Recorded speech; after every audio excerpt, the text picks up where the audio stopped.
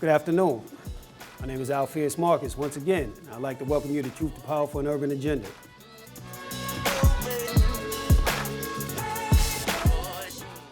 Today's guest, phenomenal woman, Jineea Butler.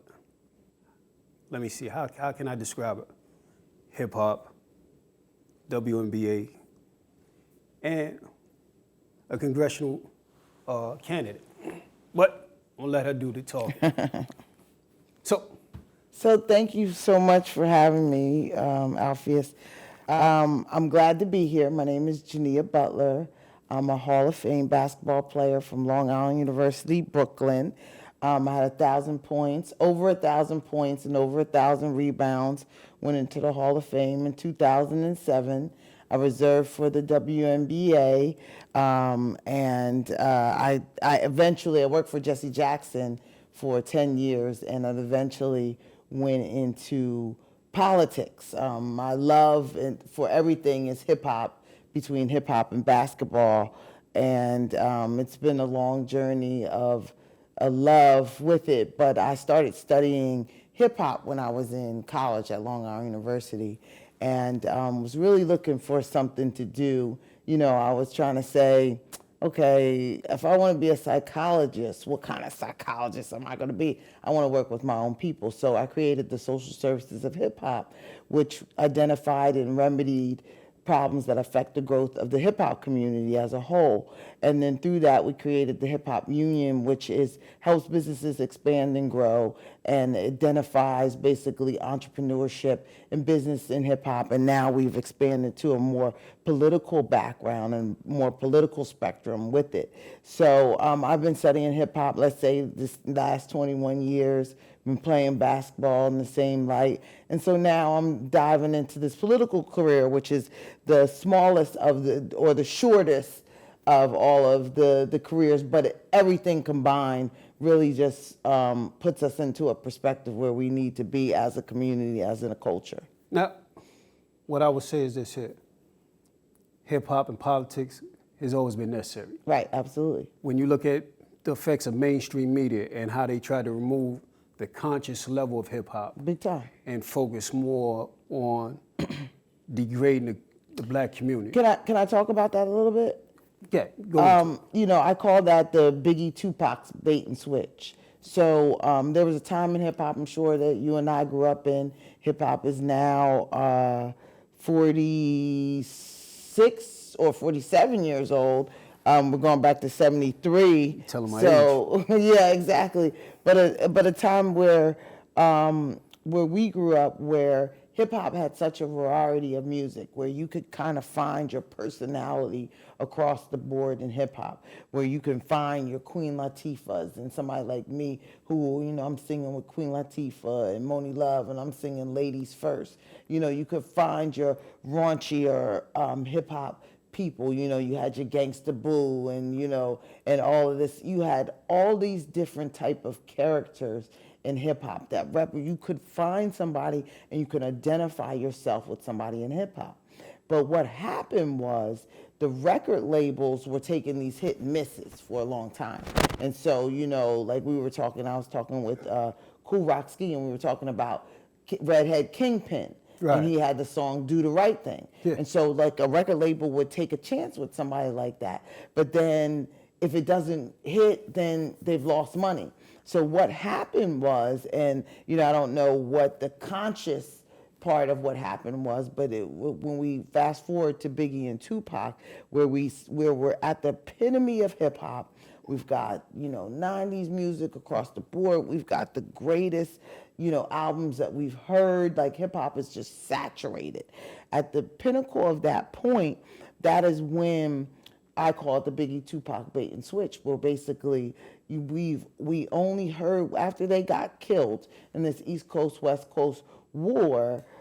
We only heard one style of music, and that was kind of like the gangster music. And so today we see maybe 5 different personalities in music that are not necessarily, you know, the best personalities. Like we give a Common, and so they give us a version of a conscious person. And not saying that Common is not conscious, but over the years, he's been watered down to his consciousness and to what he's bringing to the table. But we've got the 50 Cent, we've got the Jay-Z, we've got the Nicki Minaj, and these are all images that are not the best images that we like. We got the drug dealer, we've got the robber, we've got the bisexual young lady, you know, so we've got all these pieces. And so, this happened as a bait and switch. And so now record labels can bet their money on certain artists and certain things because they know that formula sells. We're not sure about the other stuff, so they're going to go with what sells. And so that is somewhat detrimental to our health as well. Now, let me expand on that, right? I came up in hip hop. My cousin is Red Alert. Okay. And through my cousin, I was fortunate to be around Run DMC. Jam Master Jay was a good friend of mine. One of the best friends I could say that a kid from Harlem could ever have. Wow. He wanted me to travel with him with music. I've sat in meetings with music. I remember that era alone. You had so much positive music, right? Then you had the NWA movement, West Coast. And that began to take over because from there you had Colors, the movies.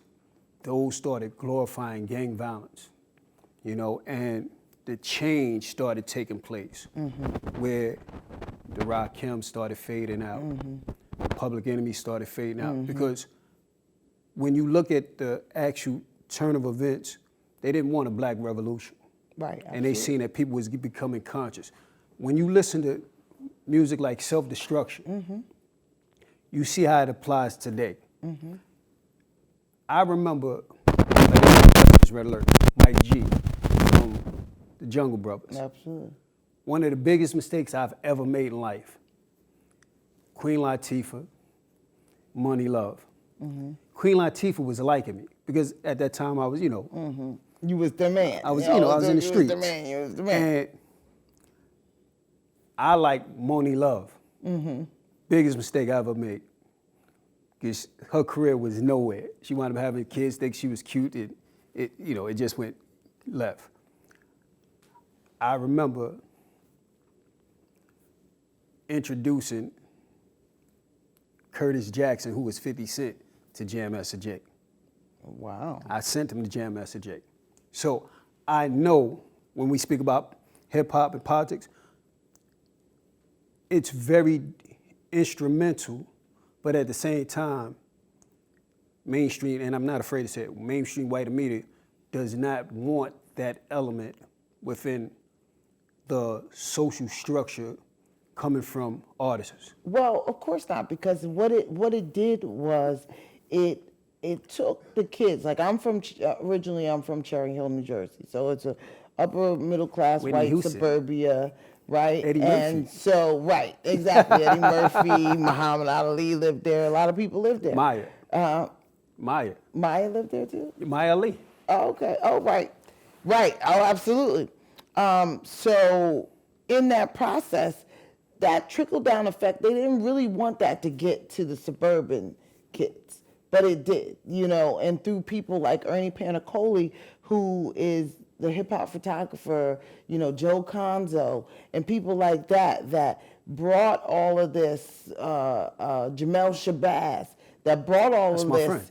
to our living rooms, were responsible for that. Because what we saw is we just saw what was happening in New York. So we saw this phenomenon that was going on in New York, and that, you know, everybody was out, everybody was there, and everybody wanted to be a part of it. Everybody wanted to be a part of this creative style that was happening and budding in the Bronx, and then fighting Queens and everything like that. And so we began to create millionaires, and then millionaires with that revolutionary mindset that started to cross over into the white world. And so, like, as you're saying, no, that's not something that you want, because it's not being controlled.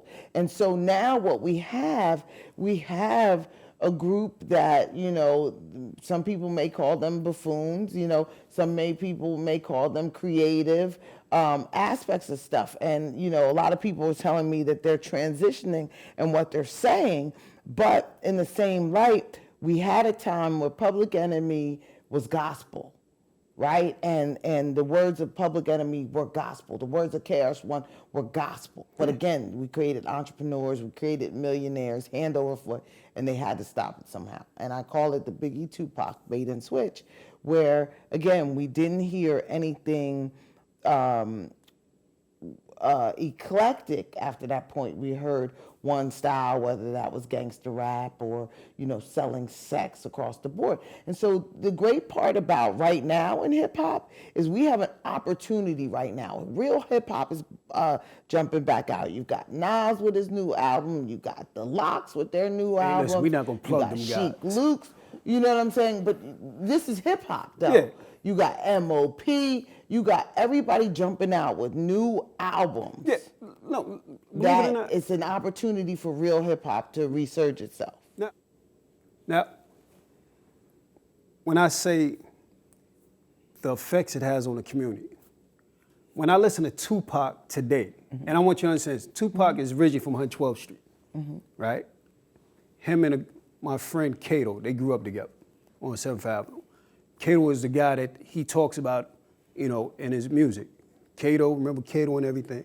Cato had got killed on 125th Street at 7th Avenue, 1993, Harlem Week. That was one of the last times they had Harlem Week on 125th Street. Some of the things that Tupac music then is applicable today. Absolutely. And when you listen to what's being said, we have a race of babies that hate the ladies. The emasculation of the black males today, and feminization of men. Right. Loving our black sisters, loving our black women, protecting our women, you know, respecting our mothers. He spoke about that then. He spoke about incidents that when you look at today's movements, and I will say this here, Black Lives Matter. The blacks can kill one another, but the police better not kill us. Right. That sets the wrong message. Absolutely. And when I look at the overall aspects of it, the control mechanism of it, it does more harm. Now, we go back over to hip hop. We have a lot of hip hop artists that only come out for 4-year elections. And I think that's irresponsible. We're going into politics now. We had Cardi B. She used to be on my block, hanging out, 114th Street, 7th Signet. She endorses Bernie Sanders. Bernie Sanders. Politics is so funny. We know in politics, third parties are no longer taking place within presidential elections. When we look at the stats, Democrats outnumber Republicans by at least 3-1. Bernie Sanders being an independent. He has an agreement with the Democratic Party that he will not reveal his party affiliations, despite the fact that from Bernie Sanders, you've had more people register as Democrats than any other influence. I don't know about that because I think Reverend Jackson actually has the most people registered to vote over time. You think so? I'm almost positive it's a fact. Look at all the socialists. AOC, one of the biggest I'm followers. clear, but I think it's almost positive. Remember, we're going since '84. All right, I mean, we go 84. We're going since then. No, we What go you since saying 84. that But since, what I can say is this here. I'm sure that they are, you know, part of this surge. I can say this here, and I'm almost certain from facts, that within the last 7 years, you've had an influx of more registered socialists. Absolutely. Who are Democrats than any other part, thanks to Bernie Sanders. Absolutely. And your girl, AOC. No, she was influenced by Bernie Sanders. She's worked for his campaign. But he's an independent. He's not a Democrat. So he fails to tell his people to register as independents opposed to Democrats. That's somewhat of a lie. Well, and it is a misleading. lie.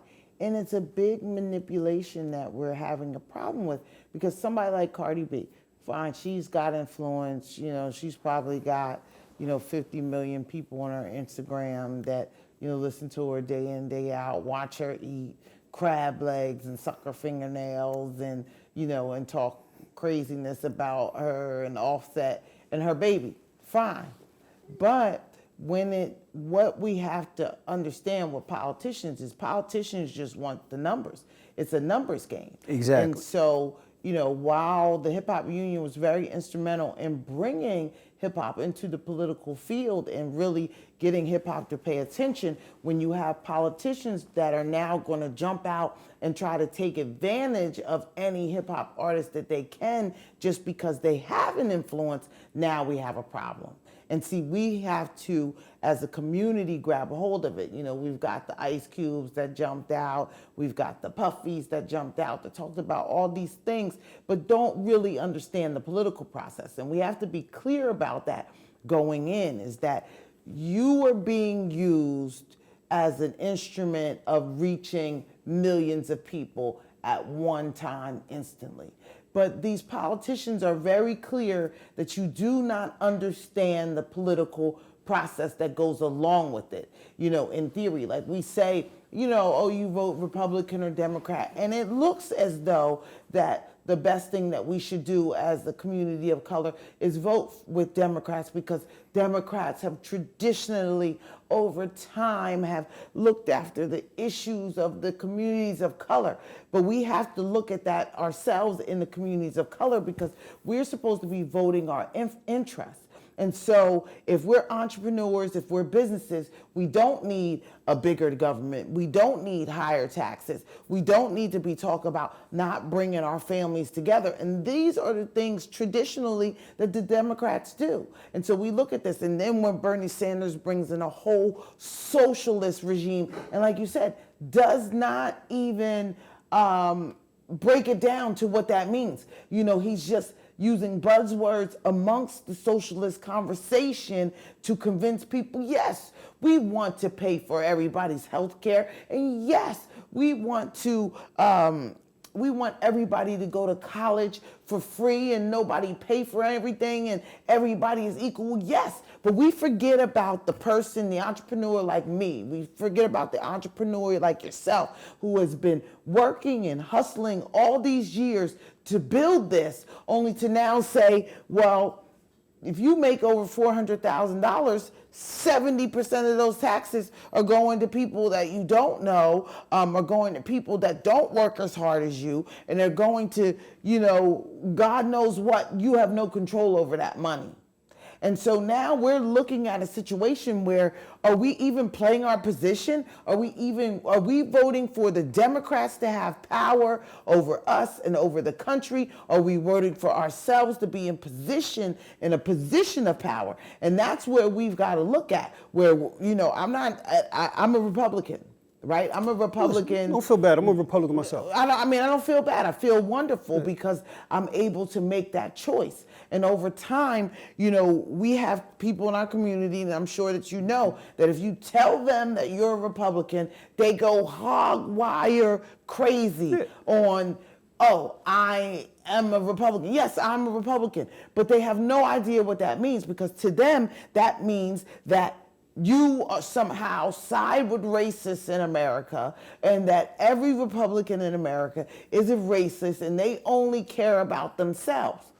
Well, I get where you're coming from, because that is the narrative, which is a form of voter suppression from the Democratic Party, to make us believe that if we have a conversation with the Republican, that means that we are siding with racists, and these are people that want to take all of our rights away and don't want us to pass go in America, and we have nothing to do. And the only people, you got your Joe Bidens that are saying, you ain't black if you're considering voting for somebody else. You've got Chelsea Handler chastising 50 Cent right now about his choice to say, I don't want I make over $400,000. I don't want to be taxed. I don't want it to be taxed 68%. And she tells him, "Whoa, he used to be my favorite boyfriend, and he's black, so he can't vote for Trump." That's what she said on Jimmy Fallon's show. And we've got to be so careful about how we are structuring and how we are saying the things, and we're allowing what people to say. You're black, so the message that just went out on Jimmy Fallon's show was that you're black, 50 Cent, so you can't vote for Trump.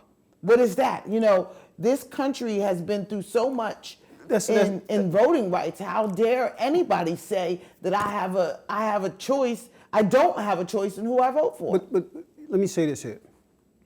One, mainstream white media, they play to that. Of course. Right? I sat back one day and I watched Al Sharpton tell a group of people, we're going to vote Democrat. Right? Uh-huh. As he's saying this, I'm online and I'm looking at all the different pictures of him and Trump. Right? Mm-hmm. Good buddy, cozy. At no point in time has him, Russell Simmons, Puff Daddy, or any other black affiliate that called Trump their friends have ever said Trump was a racist. They haven't confirmed it, they haven't denied it.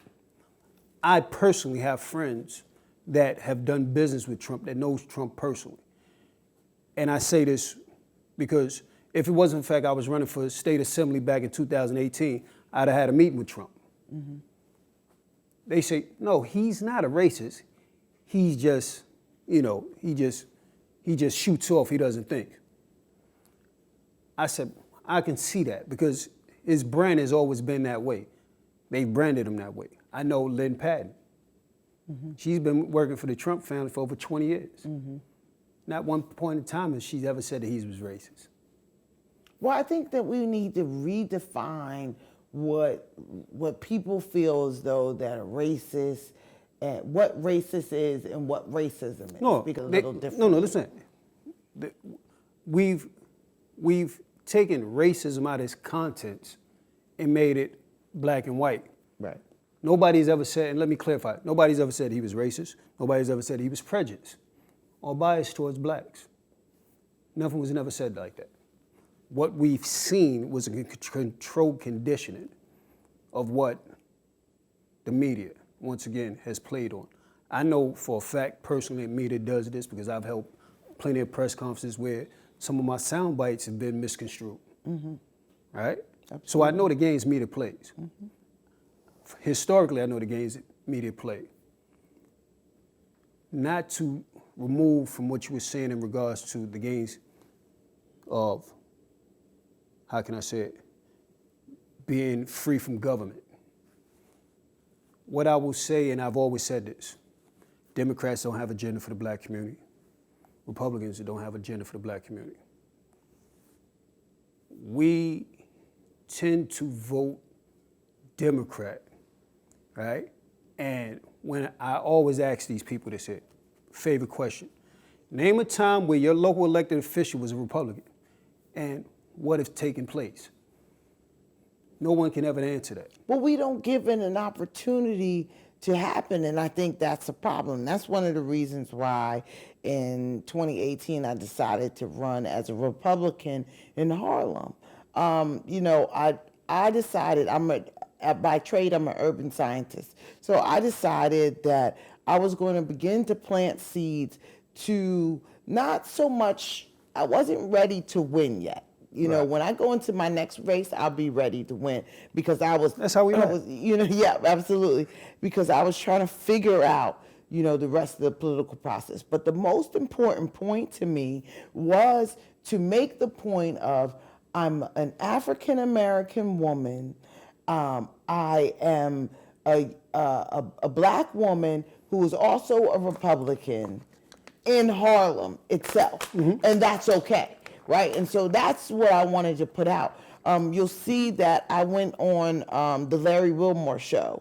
he was on Comedy Central, and I was on one of their big viral shows, the people that are considering voting for Trump. And it was like a laughingstock in the beginning.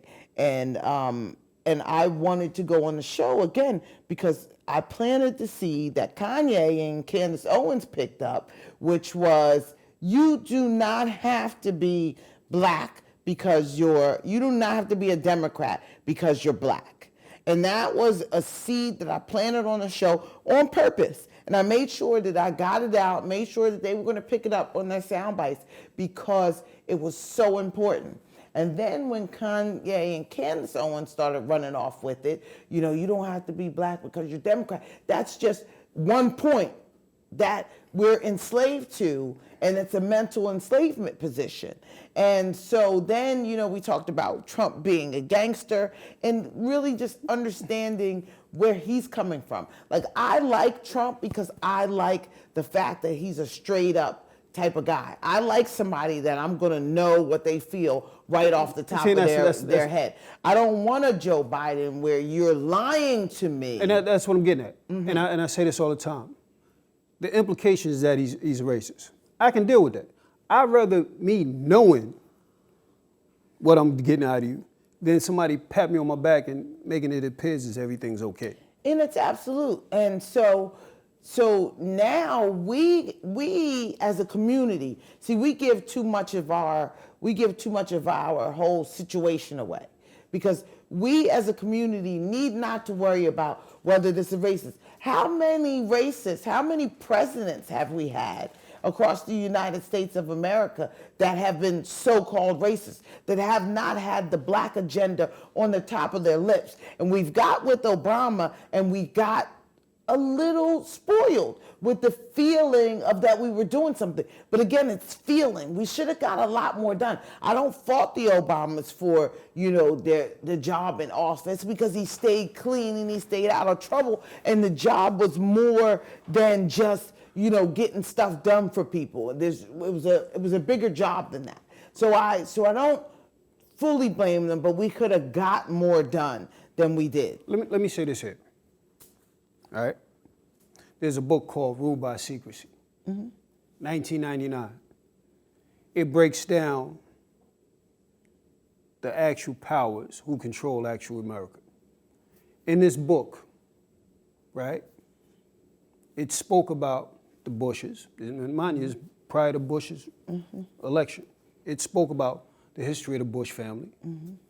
It spoke about how America during that time was being put in a position to accept either a male or a black president.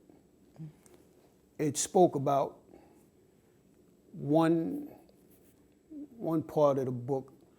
It went into how they prepared America to accept presidents. And they said it was done through media. They polled people. One of the best television shows, presidents at the time, you had the show with Geena Davis, you had the show with Charlie Sheen's father, Martin Sheen, West Wing, and you had 24.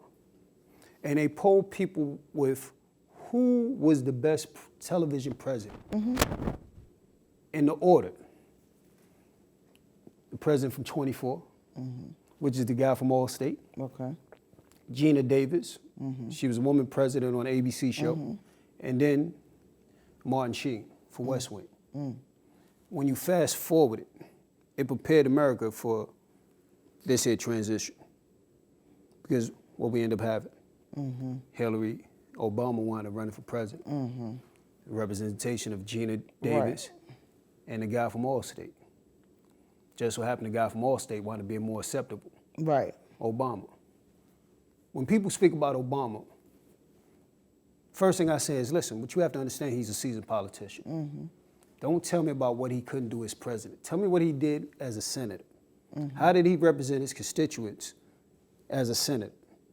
What laws did he propose, being that he was in a city with one of the most highest crimes and corruption? Nobody's willing to do that research. Nobody's want to look at his voting record as a senator. They point out, oh, he's a president. And like I said to him, the fact that our votes don't count for presidency, we vote for delegates. Mm-hmm. He didn't pick Joe Biden, DNC picked Joe Biden. Mm-hmm. When you fast forward it to just most recently, Bernie Sanders was a clear winner. Absolutely. Right? What Joe Biden, and this is one of the reasons why I believe they shut him down, because Joe Biden got on national TV and said, no person, right, will ever be nominated for the Democratic nomination who isn't a true Democrat. And it went over people's head. And that's true. And they could not have a full-blown socialist as the Democratic nominee. Look, even if he's a socialist. He is a socialist. Look, let's say he's not a Democrat. And what they said was no real Democrat, no person who is not a real Democrat will ever get the nomination in a primary. And people literally, like, it went over so many people's heads. Right. So now they had to have a runoff, a super runoff. Not realizing that within Bernie Sanders' agreement with the Democratic Party, it specifically states that if he was ever to get the nomination, he would decline the nomination. Everybody gave the appearance like he was cheated out of nomination without really understanding his agreement. Yeah, no, I understand that, but Bernie should have gotten the nomination. Yeah. You know, he clearly was the winner across the board. And again, it goes to show what level we're on when it comes to politics. And see, we're not playing that kind of ball. And see, we sit back and we play TV couch potato political folks, and we start, talking as if the coffee talk and the political talk is real, when we don't have any irons in the fire to make sure, there's $1 billion being spent right over top of our heads right now on advertising, on, just content, information, to get to people. They want to know who you gonna vote for. Are you a registered voter? Every moment of that is worth some money. And we've got to play a better game in America, because it's America. One of my mentors said to me, how you vote, he said it just like this, Jineea, how you and your community votes ultimately will show what your lifestyles will be over time. Of course. And so I took that literally and said, wait a minute, how we vote? So are we voting? Are we participating in the lifestyle that we want to know? No. We are not. We are not in even touching the surface.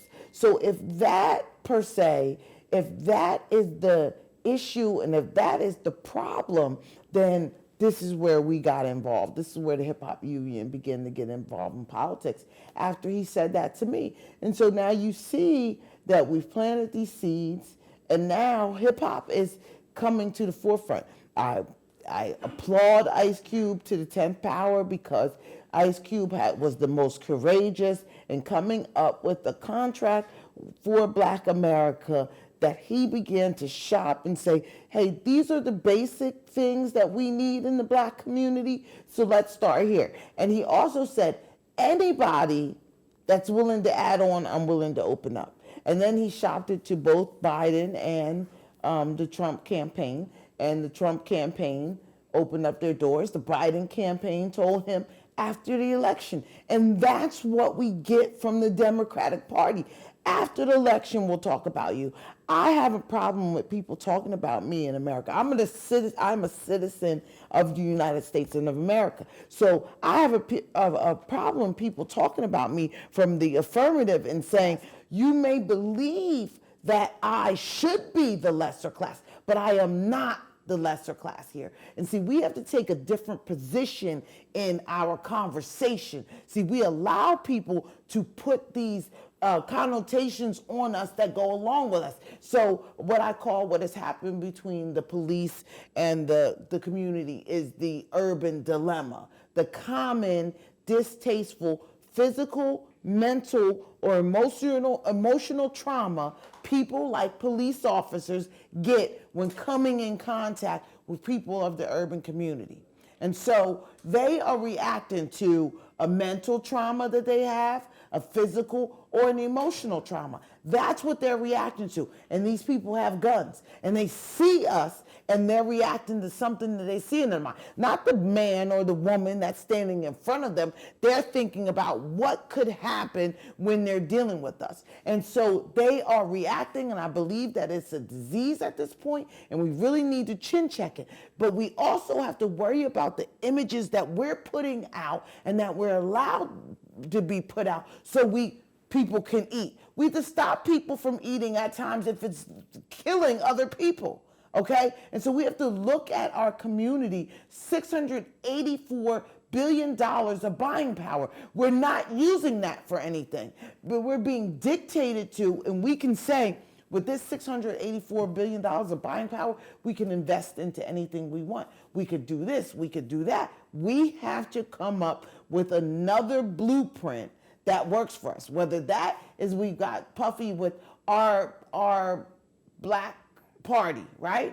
That's a joke. Great idea. That's a joke. Of course it's a joke. It's But a that's joke. what I'm saying is great idea, but let me tell you why this doesn't work. It doesn't work because black people are only 14% of the population. So you must include other people in order to be on the world stage as far as making a president. That's why the Republicans and the Democrats can only stand by themselves, because they've got the most money. So you've got to be able to put something together where everybody can exist and everybody can invest and create a new truth within American politics. Let me say this here.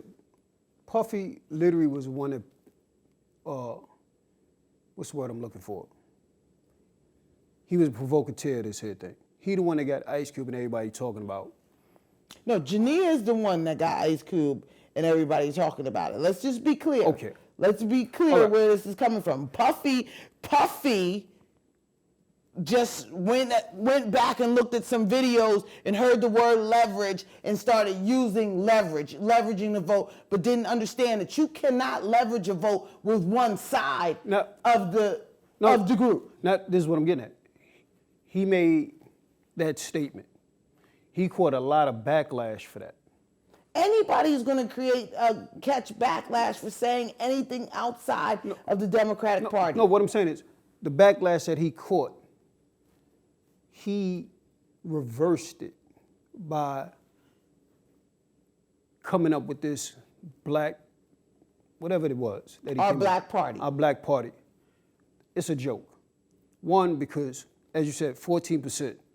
If we make a 14% of 331 million people, we only have 46 million blacks in the United States. When you look at the mass incarceration breakdown of the black population of the 46 million, they said 1/3 has criminal justice involvement, the other third has little to no education and work 2 to 3 jobs to survive, while the remaining third is the bougie blacks who made it into middle classes, disassociate themselves from the 66%. Right. Puffy fits that scheme. Mm-hmm. D.L. Hughley fits that scheme. Mm-hmm. I would even go as far as the people on the morning, the Breakfast Club fits that scheme. They don't have an agenda for the black community because everybody's preying on our communities to some capacity. The only way that we can literally have a say within the political infrastructure, we have whites that truly look at the disparities and disproportionate treatment and inequalities of social justice, social inclusions of blacks. We have to be nonpartisan. And I say this all the time. We have to inject our community's agendas in both parties. Absolutely. That's why I'm glad, blacks becoming Republicans, becoming Democrats to the point where they understand that we're not going to get it by continuing to vote one way. Malcolm told us that. Malcolm said, listen. Ballot or bullet. The ballot or bullet. King later on, when everybody thought Malcolm was hating on King, later on admitted that Malcolm was right. He said, I sold my people out for less than what they was worth. And these are all learning tools and lessons, but we've got to learn from our past. See, so many times we are just repeating our past and then blaming it on them and saying, well, they are not going to let us. They don't have a choice at this point because we have all of the rights that we need to move forward. Now, are they abusing our rights? Yes. Right? Are we being abused in America? 150,000%. But do we stay in that position? And that is my issue, is that we don't stay in that position because somebody wants to keep us in that position. You know, we've got to look at this from another perspective. And so this is where I think you and I come in as Republicans and as people that are looking at this whole spectrum and saying, look, it's okay for us to be Republicans. It's okay for you to be a Democrat. But I have a problem with the Democratic people right now because what are you doing? First of all, you let Joe Biden just tell me that I ain't black if I don't feel like voting for him. My choice. And you let that happen. And I push that on my Democratic compadres, because now when Donald Trump says something, me as a Republican woman is going to the table and say, excuse me, Mr. Trump, not that. Let's come up with something. Let's come up with something that works for the community. Let's come up with a plan that works, an entrepreneurship plan that works for our community. And I was able to voice that to President Trump and say, look, focus on this, and this. This is where we're at. And so we don't have somebody at the table that knows who we are, that knows what we need, and knows how we move forward, then we have nothing. Yeah. And so that's our problem. So for 4 years, now we get the part where for 4 years, well, why didn't Trump put something out in the 4 years? Because we never went to the table to talk to him. Because anybody that went to that table, they was eaten up by Roland Martin, Angela Rye, Tamika Mallory. Oh, you're eating them up. But we're not letting anybody go to the table to say something that makes sense for us. And we have to use our bargaining chips. So Puffy, you cannot leverage a vote by just using one side of the spectrum. You need two sides of the spectrum for that. And we have to stop being irrational about who we are as a people. We put out irrational things and then expect everybody to jump on with it. Why are we not telling our kids to pull up our pants? Hold on, let me tell you guys something. Pull up your pants. Okay, because they're killing people that look like you with your pants down. So if we cannot say that to our kids and our kids don't understand it, become camouflage. They should not know if we all dress up and we all dress like we're supposed to, our best, then they cannot stereotype you. Do not look like a thug and then wonder why somebody is stereotyping you. No, it's not supposed to be like that. But guess what it is? And so we have to work with what we got. And the one thing that the old school, I had a 92-year-old friend, one of my best friends, Thornton J. Meacham, first black practicing attorney to graduate Fordham School of Law, 1942. He wore suits to the beach. So when we look at our older groups of people, like Reverend Jackson, they're suited and booted because they had to play towards their audience. They were camouflaged. They became chameleons. They became exactly what they needed to get what they needed. And so now we're sitting back and we're saying, oh, they're not going to let us do this. Oh, they're not going to let us do. They're going to let us do what we want to do. Well, let me say this here. We have a lot of companies, Fortune 500 companies, are willing to start to invest in some of the social injustices for black communities. I mean, we can say, yeah, okay, but they've put it out there. Right, because it was the force. It was force. We got to take advantage of that. No, we have to. Because let me tell you why we can't take advantage of it.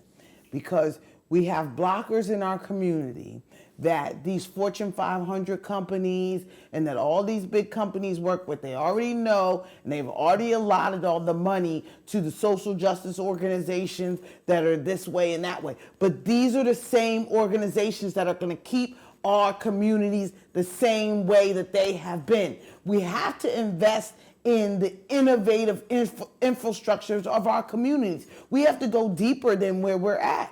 We're sitting here saying, oh, well, what we need and what we're doing, and we have these organizations that's been out for years and years and years that continue to perpetuate the continuous peace because they get the money. So their organization is fine. So let's just take the National Urban League. No disrespect to the Urban League, but the Urban League is one of those organizations that's going to get money from these top investors. So now what we really need to be doing is pressing organizations like the Urban League to make sure that that money trickles down and goes to the organizations that are really getting the job done. Because our community, there's nothing wrong with our kids.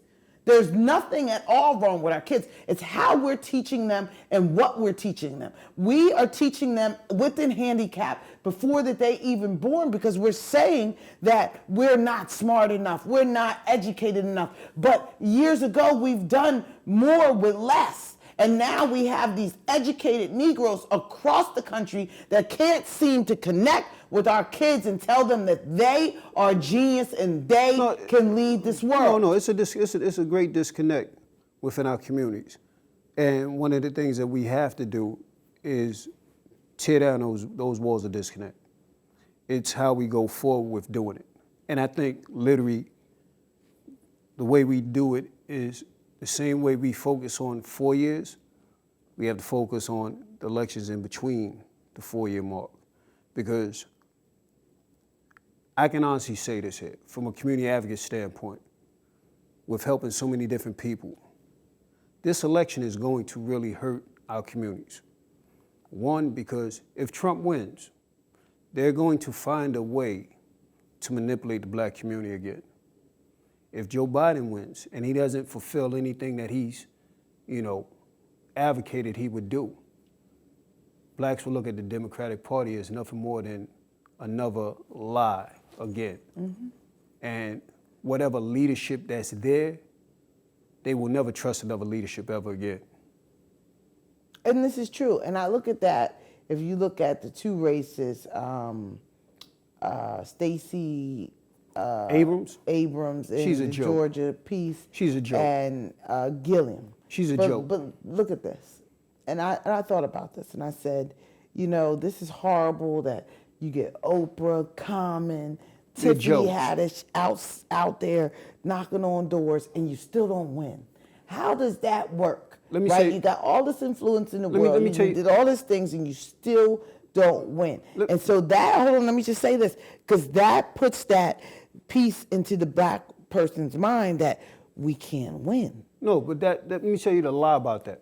Stacey Abrams knew about voter suppression in Georgia. She figured that she was a part of the team, it wouldn't happen to her. Voter suppression, there's a case, right, that I looked at where one of the congressmen from Georgia, the state of Georgia, is recorded as saying, I do not want any votes from nigger districts. I'll show you the case when we finish taping. But Georgia, Alabama, Florida have always been hotbeds for voter suppression. North Carolina, South Carolina, all the South. Nobody said anything, and those have always been predominantly Democratic-run states. So when we speak about, am I more concerned with somebody that's straight out racist opposed to someone that conceals their races? I'm more concerned with the person that hides his racist. And it's a matter of waking up our communities. This way they understand that whatever laws is there that's against us, whatever policies that's there against us, it's because we had a say in those local votes, local elections that we didn't really understand. And that's why this platform is what it's set up for. This is why the 501c4 is set up for what it is. This way we educate our communities on how to vote, the positions of vote, what positions actually affect and benefit the communities. But what I like the most is, like I said, you're doing it. Oh, absolutely. You're doing it. and it works. No, it's going to work. It works. No, it's working. No, it's going to work the way it's supposed to because absolutely. It's necessary. And you have identified what needs to be done. You know what I mean? Whatever help that I can give, whatever resources and network that I can extend, it's there. Absolutely. You know what I mean? Because we have to get out of being lied to and doing our own due diligence. This way, we can see how our future benefits from our present actions. Because for, let's say, 1954, Brown versus Board of Education, for segregation within the school system to continue in 2020, right? It speaks volumes of what leadership we had. For anyone to say that, here it is, we've been removed from slavery for over 155 years, and we should continue to be pacified with baby steps, it's offensive. When you look at the race gender pay, where a white man makes 100 pennies on a dollar, a white woman makes 82 cents on a dollar, a black and Hispanic man makes anywhere from 72 to 74 cents on a dollar, and then you have a black woman and Hispanic woman making anywhere from 76 to 78 cents on the dollar, it's disrespectful. You spoke earlier about Tamika Mallory. I can care less what Tamika Mallory says. I mean, she's doing her work and she's doing what she's supposed to do. Tamika Mallory is a fraud. Well, No. Listen what I say to you. Tamika Mallory, at one point in time, thought she was the equivalent of white women, and they showed her that she's still black, and she hasn't really understood that part. She went on a View. They broke it down to her. Her supporter, Farrakhan, right? They ostracized her from what was supposed to be a gender equal movement. They showed her that you're black. They put her back in that. And it's good that she didn't, She still hasn't understood that. I think she's very clear. No, I not. think she's very clear, and she stood her ground with Farrakhan. And I think that was very monumental because other people can stand it. She might have took a lot of the weight for a lot of other people, but she did take that weight because other people in the past have denounced Farrakhan because of that, and she stood her ground as a black woman. So I give her that point. I would extend that, but what I would say is, again, prior to them getting on about her, what's her name, she didn't believe that she could be ostracized. And some of the things that I literally stand against is the fact that we have to effectuate change here in our state first before we go anyplace else. We have to set the model here. If we can change the social structure of equality to our community here, then we can implement that every place else. To go any place else without first implementing it here. Well, we need a solid pilot program. Yeah, that's what I'm saying. It shows that, one, I don't care what you're doing. I'm not really about togetherness when it should be a cohesiveness. Because powerfully, when it speaks about power, if all of us as advocates get together, right, they have to recognize us. But as long as they're able to play one against the other and they're willing to allow that to take place, our people will never get anywhere. And that's one of the things that I get on and I hate about other advocates. Like I said, when I first started doing this, I went to some of the educational town halls. Black parents were sitting there. It was white parents that was telling them that she has a system that continuously discriminates against black children and keeps them from getting equality education. And I found that kind of like, I'm sitting there and I'm watching white parents tell the truth, while black parents are sitting there, But we don't know what to say, or we don't know how to lobby for ourselves. That's what I'm saying, without a clue. And that says volumes because, again, we've had so-called civil rights leaders that have claim progress, but we're still in the same state. You know what I mean? Like, there's no way in hell you could tell me Brown versus Board of Education, and here it is, from the backlash from the 1964 Civil Rights Act, we've still continued to face discrimination within education. We still, and I say we need to be educating our own. It's about survival of the fittest. And see, we have to look at where we're at in this world. Everybody else is playing survival of the fittest. We're sitting here saying, well, you guys are going to take care of us. You guys are going to give us everything that we need. That is not true. No, wait a minute. Let me say this here. It's not that we're sitting back saying that. We have been misled, misinformed, miseducated.